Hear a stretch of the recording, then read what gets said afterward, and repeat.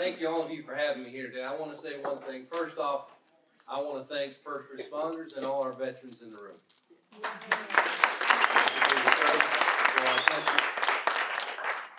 And how about Governor Ron DeSantis? He's been inspirational to me for the last 4 years as I've served in the House and served the last 2 years as your criminal justice chairman in the Florida House, and all those great bills that are keeping us in the public safe in Florida. We're working hard to make sure that we do the things that make a difference in your life, in your family's life. You know, really why I'm doing this, I got to a point in my life where I had the time, right? My kids are older, became great young adults, and they're just what I'm striving for. Our kids and their kids is what we have to fight for. Thank you. Good afternoon, everybody. My name is Bowen, and I'm running for Florida State Senate 13th District. I came to America when I was 19 years old to attend Michigan State. Our family was facing persecution due to our Christian belief, but God and America saved me.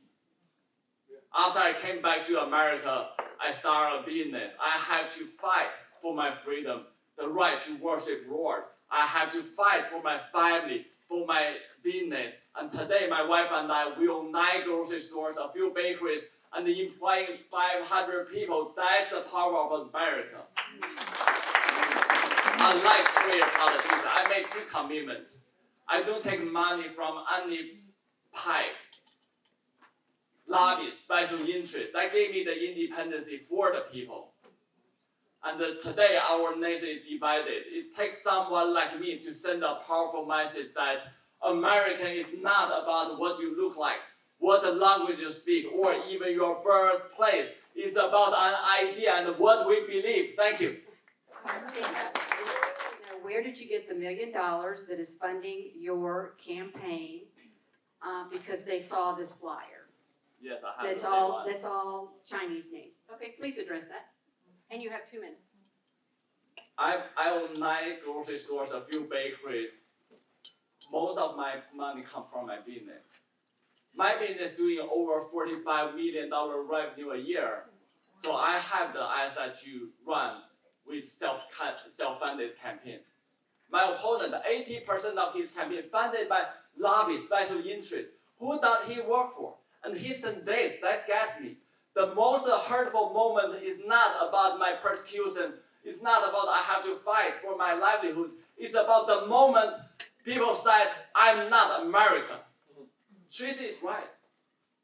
Those names are filtered. Those people who have Chinese descent, Chinese last name, but does not make them any less than American.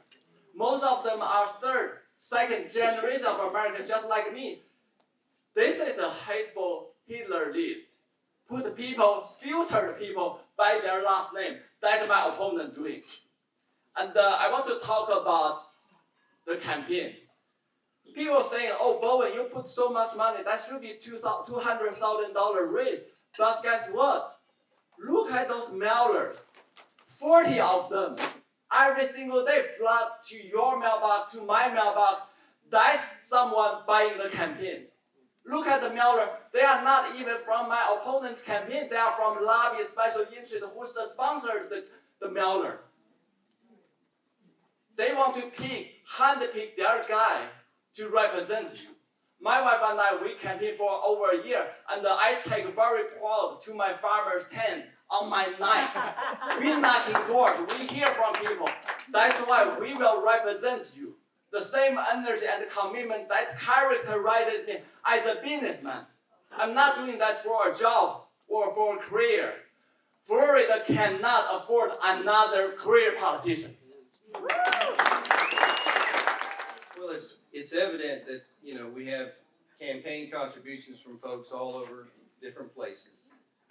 Most of us belong to this group that we're talking in front of today, and you guys go and advocate in the Capitol for the things that we all look for. I'm a farmer. I've been a farmer all my life, and I've been part of farming organizations. I've been the president of the Turf Grass Producers of Florida, I've been other things for Farm Bureau and Florida for fruit and vegetable. But all those advocate, when you say lobbyists, these people go to the Capitol because you need them to go to the Capitol and advocate on your behalf for the things that matter to you. Farming is the second largest income producer for the state of Florida. And we have to protect that. We all talk about growth and we look at things that are happening in our communities. What are we going to do? What are we going to do to make sure that we do the things we need to do to look at how we manage that growth and how it comes out? We're all worried about how long it takes us to get to Publix. Well, we have to worry about how we can build infrastructure, how we can do things. We want to work where we live and live where we work. We want to bring in workforce training and train our next youth. In Lake County, we had 4,000 students graduate from high school. Where are they going to college? Where are they going to work? They're leaving the state of Florida, most of them. We need to make a change. So, you know, we talk about lobbyists. They're bad lobbyists. You're right. And there's dark money on both sides. You see the negative campaign mailers coming from my opponent. It's no different. This is politics. And it's a little bit ugly, and it's not necessary. You're right. But you need to know where it's coming from so you can make a good idea of how you're going to do what you're going to do on August 20th. Thank you. You've been accused of helping pass the Live Local Act that allows developers to build subsidized housing in Florida without any local hearing, resulting in overcrowded neighborhoods. Can you please address that? So the Live Local Act. He's going to have 1 minute. It's a compilation of ideas that were put into a bill. In a way, it's not really the same thing as like if I ran a bill through the House and someone ran it on the Senate side. So a compilation of a lot of things in leadership, Governor Ron DeSantis and leadership from the House and the Senate came up with a lot of ideas to try to fix some of the housing problems we have. We have workforce housing problems in the state of Florida. Yes, there are problems with Live Local. We'll address those, and we're going to work on those.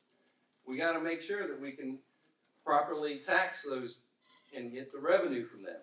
But there's other ways to do things to make sure that we accomplish those things. Nothing's perfect. No bill's perfect. I don't think there has been one. Maybe the Wildlife Corridor Act that I passed my first year, that helps relieve the pressure in Florida about the growth. A great bill. But we expand on it every year too, because it's never exactly where you want it to be. So yeah, we'll work on that in the future. Thank you. Another mailer says that you abandoned a grocery store because of health department violations. Can you please address that? Yes, that was one of my business in St. Louis. I rent the building. The building not belong to me. The landlord failed to deliver a functional roof, lead to roof collapse. After the roof collapsed, I have no option but forced to close my store and leave my inventory behind. The insurance company, they want to liquidate my inventory, my equipment, but the city, they block it. So the item went bad. That's how difficult to run a small business. And I'm in the lawsuit to go after my landlord to take my damage covered. The Live Local bill I want to add on. It was so bad they bypass. It's a government overreach from the state level to the local. They bypass the local restriction on store level, the density research. They eliminate the hearing process. You have no right to have your voice. They spend the taxpayers' money to build project housing. That's what they are about to do. Thank you. Thank you. Do you own property in District 13 or Florida? Do you have a minute? Yes, we live in Winter Garden. A lot of you may went to our house. So we live in Winter Garden. This is our house. I don't know where the question comes from. We also have a business in our district. That's why I have my heart to protect everything meaningful in this community. Unlike career politicians, my opponent take money from Big Pharma, from Disney. They're never going to look after your interests anymore. That's why they passed the bad bill like Live Local. They also passed, you know what the other bill he passed? He said, oh, I'm a big fan on stopping illegal immigrants. Check the House bill 76. He passed the bill, he voted yes for giving illegal immigrants in-state college tuition with your taxpayers' money. He done that. He also passed bill this year, a couple of years ago, SB 2A, 2D, to allow insurance company have the $2 billion bailout from taxpayers' money again. He's not going to fight for insurance or illegal immigrants. A lot of that's not true, of course. The bill The bailout, excuse me? The bill is We there. signed a protocol agreement that we would show So- respect. The bailout for the insurance companies was set aside money for the reinsurance side. Because if we have a catastrophe in the state of Florida, which we have a bigger problem in insurance in the state of Florida, and that's called citizens insurance. We have almost 2 million policies in the state of Florida. If we get a bad hurricane this year, it could be catastrophic for us. We have to get away from insurance, citizens insurance, and get back on the competitive market. It's got to happen. We passed some tort reform bills to take care of a lot of those issues. We're moving back to that. We're getting more competitive. We got 8 new insurance companies that moved in this year. We're moving to that. I took a lot of heat passing the tort reform bill. You talk about persecution. We had a lot of attorneys.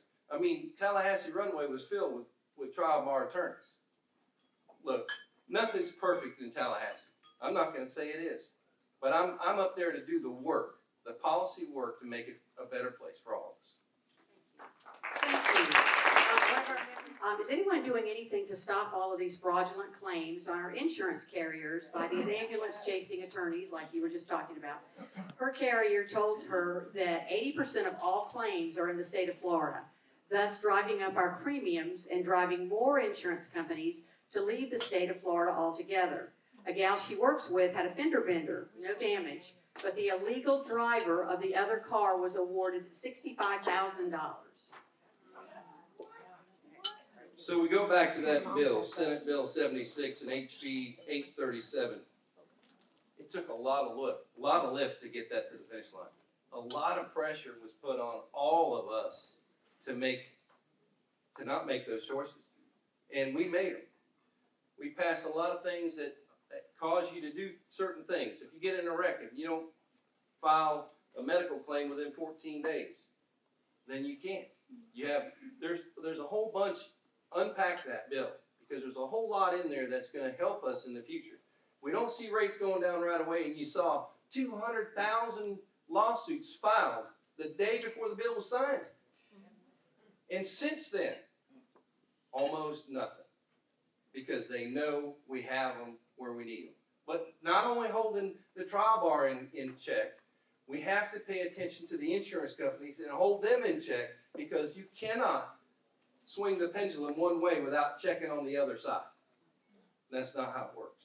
Thank you. Same question.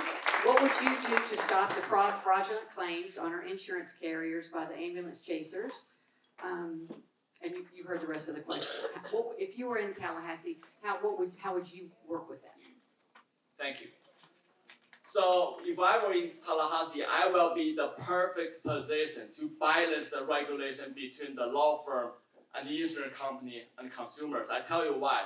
I never take a dime from them, so I can balance the policy. My opponent's career politician, their campaign funded by big PAC, big lobbyists. Those money from from insurance company, from law firm, they are never ever going to be in the position to have a real insurance reform to call them out. And we have to go after the fraudulent claim. And I was able to do it. The biggest law firm in the nation is not in New York or California. It's Morgan & Morgan in Orlando right here. That tells you how bad our policy in government. And I will work on the homeowner insurance. That's one of my priorities. Thank you. How do you plan to work on reducing debt, as in stopping omnibus budget voting, across the board reduction for everyone, and eliminating unnecessary departments on the state level? Thank you. So that goes back to my background. I'm in business. That allow me to watch my budget in daily basis. Government doesn't run like a business. When they're running low, either they raise taxes or they print money from thin air. That's the inflation you look at the grocery But store. not at the state level, we know. Not the state level. But the state level, we have wasteful spending. So my position, I will improve the efficiency in our state level government and cut the wasteful spending so we can reduce taxes and we can have more meaningful program. Everybody talk about cutting taxes, but where? We have to close corporate loophole. A lot of politicians talk about, oh, Florida, we need to introduce new tax. My opponent voted yes for the biggest sales tax hike on internet sales tax. That's put billions of dollars on Floridian. And if we can close the corporate loophole by combine, and they can choose in between combine and filing single in Florida, then we have a lot of tax without raising new tax. Well, you know, people, the advocates out there that fund campaign races, which fund his campaign race too. Those folks, here's what I tell them. It's access to me for time. You got questions? I am open in transparency. My door's open to everyone. I get along with a lot of folks. But getting back to government, I ran a bill my second year to reduce government. 7 elected officials. You talk about getting hate mail. You talk about being persecuted. You talk about having to have FDLE open a investigation because they're threatening me. I got rid of the Lake County Water Authority and put them under the BCC and saved the county taxpayers of Lake County millions of dollars. Look, now ran another bill to reduce another part of government. That's what we do. Car insurance has skyrocketed this year in Florida. On TV and on the road, we're bombarded with the commercials and billboards from local injury law firms telling people how easy it is to contact them when they've had an accident. As a Senate candidate, what are you prepared to do to stop the onslaught of personal injury lawyers to help reduce car insurance rates? Please be specific. I'll go back to the tort reform bill. It was humongous in doing all of those things, unpacking those things, lift the bill up. We spent a lot of time on that. As criminal justice chairman, sitting with the judiciary chairman, Tommy Gregory, we worked on that bill intensely to find ways to slow it down. And it has. You just look at the lawsuits filed. But hey, we're going to come back and look at it again and again and again. I ran a bill this last year against the tort reform folks. Guess what? I lost. But I'll go again. If that's what it takes, that's what we do.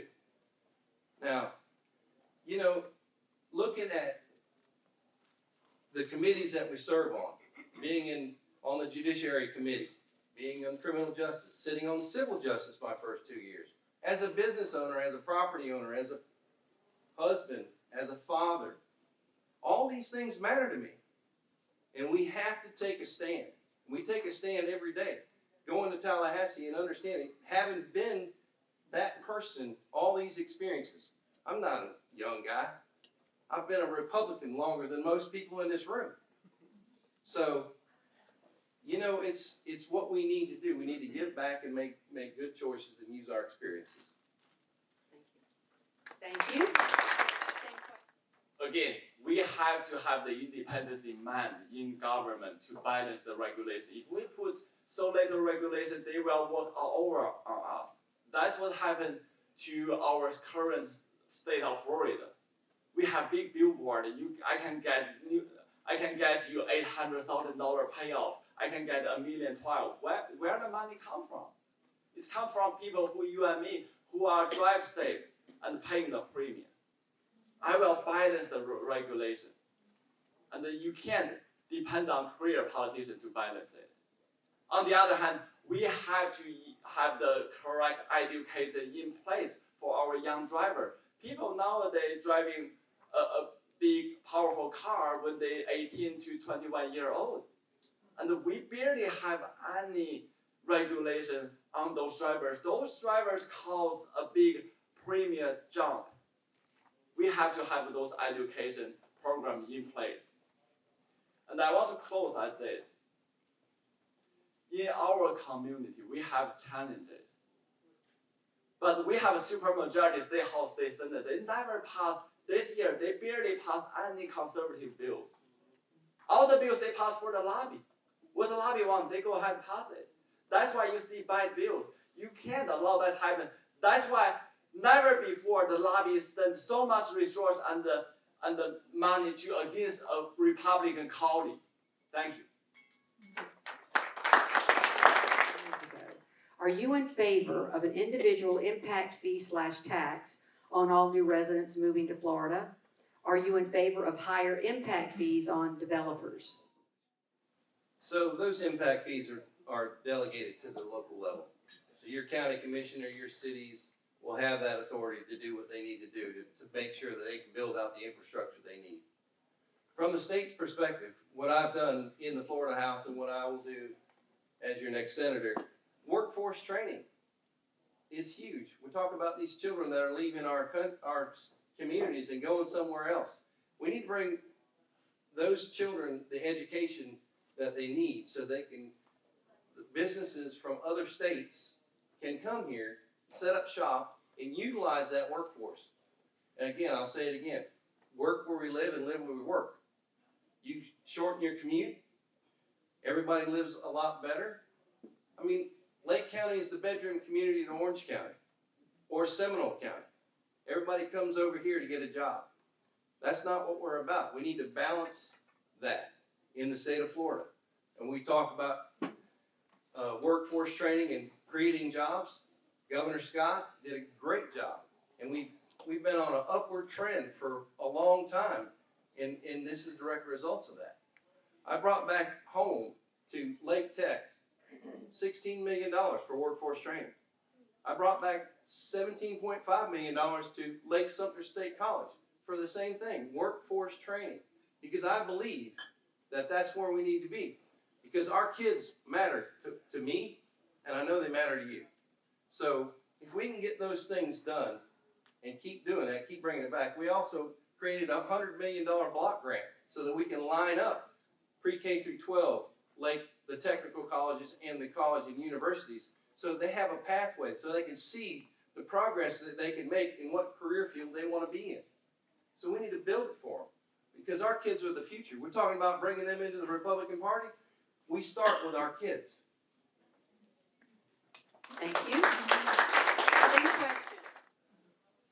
So on the developer, they don't pay their fair share. My opponent, the Big Fine, gave subsidized those developers building government subsidized housing.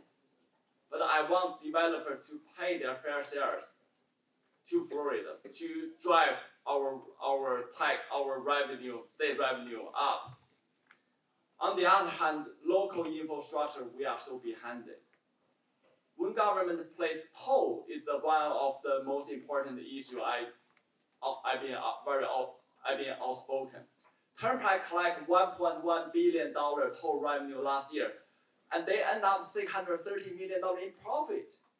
I'm all for the new infrastructure, but when they have that much profit, you're gonna wonder where those money going to. $0 go to state revenue, $0 go to education, or the local infrastructure we desperately need. Why we can't have those funds to toward to local infrastructure? And then they just use the entire profit building new toll somewhere else in Florida. In my proposal, we can eliminate toll without introduce new tax. If we have commercial vehicle and out of state vehicle to pay the same rate we pay today, that will have more funding than what we need for maintenance and repair. Doesn't take sacrifice on road quality, and that's the right approach. We have a store in West Orange, Horizon West. People work for us, they told us, oh, I love your store, but I'm gonna quit because I can't afford $12, $13 round trip every day I go to work. For entry level people, that's a big budget every month. That's what people need to relieve their financial burden, and we can have a better place to live. Thank you. So when I decide to run this race, I want to make a difference. I know I don't look or speak like a typical Republican candidate. Maybe I do. But I know I live based on my biblical principles. I know I can make a change. I will make a change, make a difference. All I need is a chance. Florida cannot afford other career politicians. You see state house, state senate. No voice represent us. Those lobby party leaders, they are attacking me like this. That's telling you something.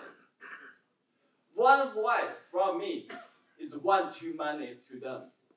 And I will keep fighting. If something truly matters to Central Florida, that's the something I will fight for. Thank you. I'm honored to be here today. I'm honored to serve you in the Florida House in District 26 for the last 4 years. I'm honored to be a father. I'm honored to be a husband. I'm honored that I put God first in everything. And Eric and other people can tell you I've got 2 boys that will stand up, and if anyone needs a hand, if you need someone to pray for you, my boys will do it. I will do it. I didn't know I was going to end up with 2 kids that love the Lord as much as they do, but I'm proud of it. It warms my heart to hear them do the things they do every day. That's what it's all about. It's all about raising our kids and figuring out how we can make this a better place moving forward. That's what I've been doing, and that's what I'll continue to do. Like the Florida Wildlife Corridor Act. We almost dedicated $2 billion to the Wildlife Corridor Act to buy and preserve land in the state of Florida. With your help, I'll continue to make Florida a better place, paying it forward. Thank you.